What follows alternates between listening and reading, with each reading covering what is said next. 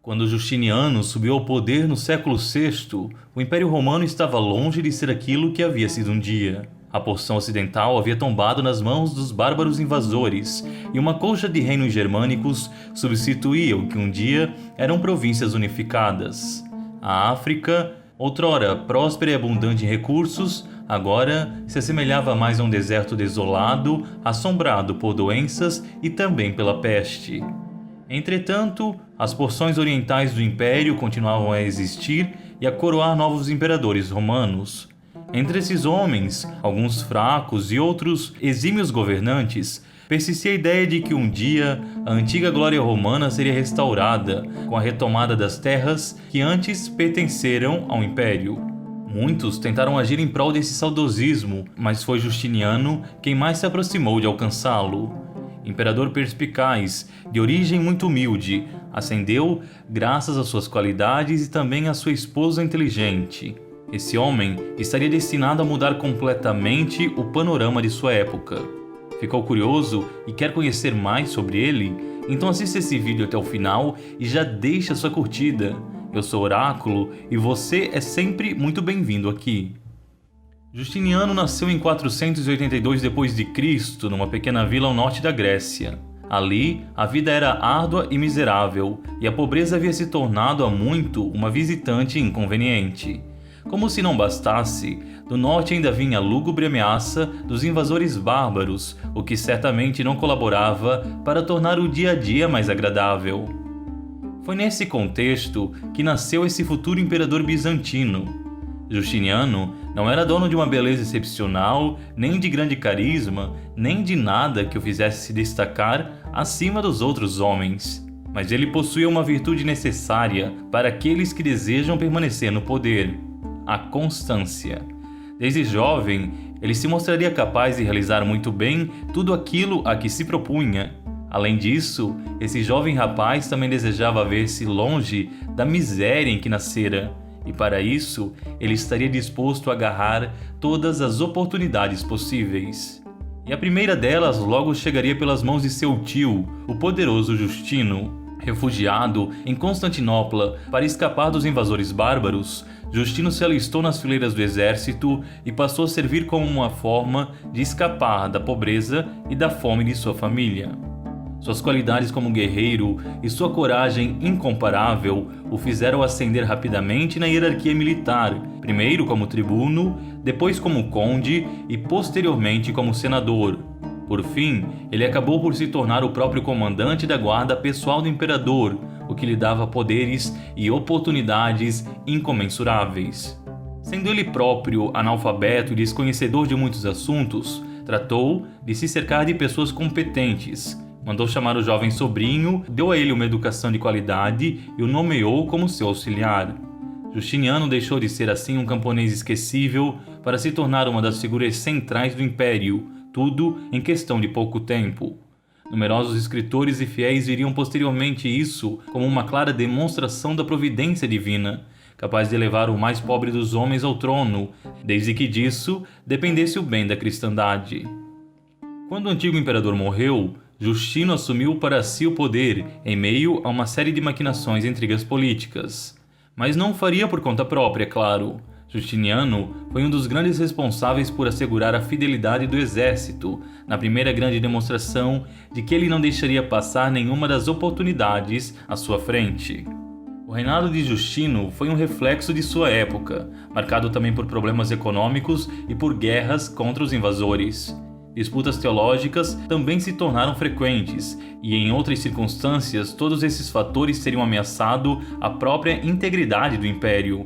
Mas ele foi perspicaz o suficiente para contorná-los e, mais ainda, para assegurar uma transição pacífica de sua coroa. Como já era velho, na mesma medida em que suas forças se esvaíam, Justino legou muitas de suas prerrogativas a Justiniano, que gradualmente assumiu o poder e também a liderança do império. O rapaz chegou a ser coroado com um tio ainda vivo, de forma que muitos poucos poderiam questionar suas pretensões ao trono. Mas havia um grande problema. Há muito que a religião do império havia se tornado o cristianismo, fazendo com que as regras morais endurecessem consideravelmente. Tanto o povo quanto o clero esperavam que o imperador cristão fosse um homem reto e virtuoso. Justiniano, por outro lado, estava envolvido com Teodora, uma mulher que no passado havia sido atriz e prostituta. Como as leis proibiam os parentes do imperador de se casarem com pessoas assim, o casal vivia num concubinato que gerou muito escândalo entre a população. Boatos e fofocas se espalharam rapidamente, e os críticos de Justiniano cunharam a alcunha de Teodora do Prostíbulo para denegrir a imagem de sua mulher. Diante dessa situação, o futuro imperador solicitou que seu tio alterasse a lei, de forma que ele pudesse legalizar a sua situação matrimonial. O pedido foi aceito, mas mesmo assim os boatos continuaram a circular e seriam, durante muito tempo, uma mancha na vida do casal imperial. Mas Teodora não era a criaturazinha insignificante que muitos pretendiam crer. Nascida e criada no meio do teatro, sua aptidão para as artes e para os estudos fariam dela uma mulher de fibra e de inteligência. Com a morte de seu pai e com a sua orfandade, ela se viu obrigada a seguir uma breve carreira como cortesã de luxo para manter o seu padrão de vida. Esse curto período terminaria com a conversão da mulher que, mortificada e arrependida por sua vida desregrada, abandonou Constantinopla e passou a viver longos anos como eremita em lugares remotos, onde estudou as escrituras e aprofundou o seu já vasto conhecimento. Teodora e Justiniano se conheceram e se envolveram após ela retornar à capital, quando a antiga prostituta já havia dado lugar a uma cristã piedosa e atuante em meio aos pobres. Ambos se envolveram num relacionamento duradouro, onde a imperatriz teria tanta voz quanto seu próprio marido, chegando a se tornar corregente de Bizâncio ao lado dele. Um exemplo claro de seu poder e determinação surgiu logo nos primeiros anos do governo de Justiniano, quando uma rebelião varreu as ruas de Constantinopla. Assustado e temeroso por sua própria vida, o imperador planejava deixar a cidade e com isso sujeitar-se a perder o trono.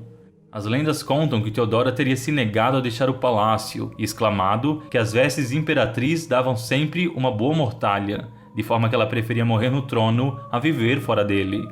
Essa atitude reanimou Justiniano, que enviou as tropas para conter os revoltosos. Estima-se que mais de 20.000 pessoas foram mortas e que a cidade acabou praticamente destruída nessa ocasião, mas até mesmo nisso, Teodora enxergou a oportunidade de reconstruir as ruas e prédios de acordo com os planos do casal imperial, convertendo Constantinopla assim em seu projeto arquitetônico particular.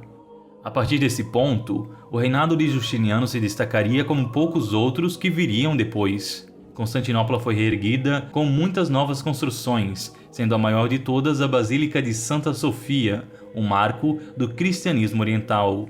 Com um domo que se ergue a mais de 50 metros, a construção era forrada de esplêndidos mosaicos, joias e relíquias de santos.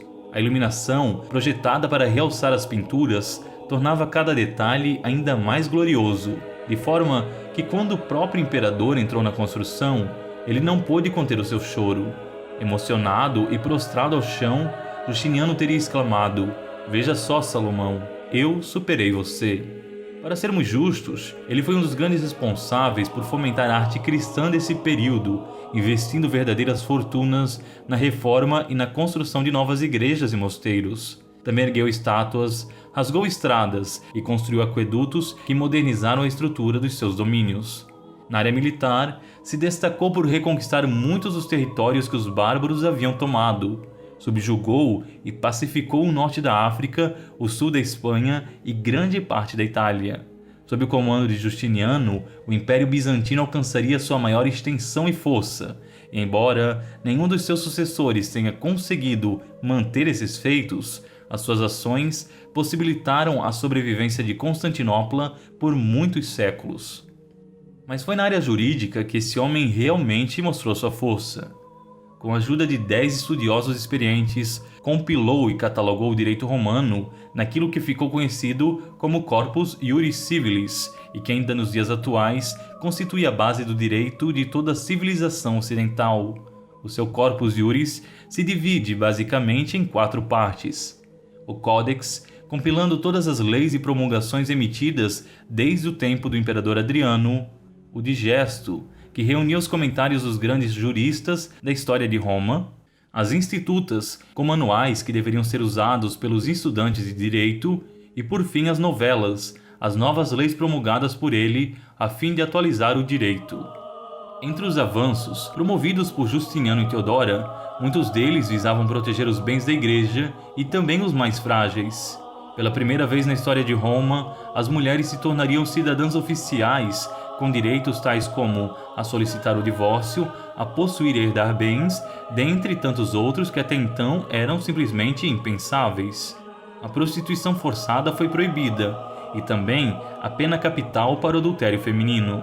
Centenas de casas para abrigar antigas prostitutas foram construídas, a mando da própria imperatriz, numa atitude nunca vista, e que serviria para abrir as portas para uma longa tradição cristã associada com a caridade.